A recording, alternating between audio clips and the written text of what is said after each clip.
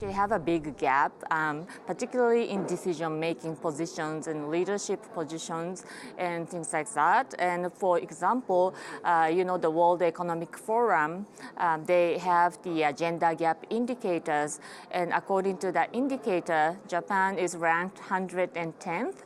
And we do really well in terms of addressing the gender gap in the areas of health and education, but we are lagging way behind in terms of the percentage of women in managerial and decision-making positions in both private and public sectors, and particularly in parliament and the decision making. So how are we going to address that to ensure that where more and more women will build up their career, build confidence, and then take up the leadership positions and decision-making positions to help shape the environment of the workplace.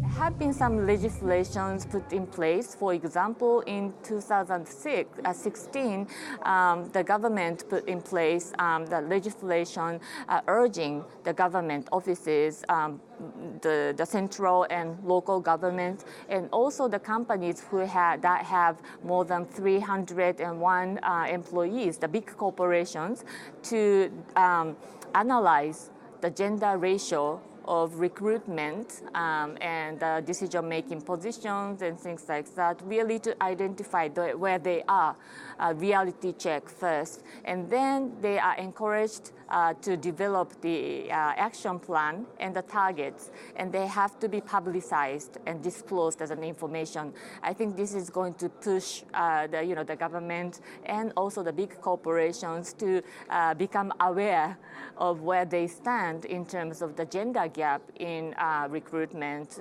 the decision-making and governance roles and stuff like that, and really to come up with the solutions themselves.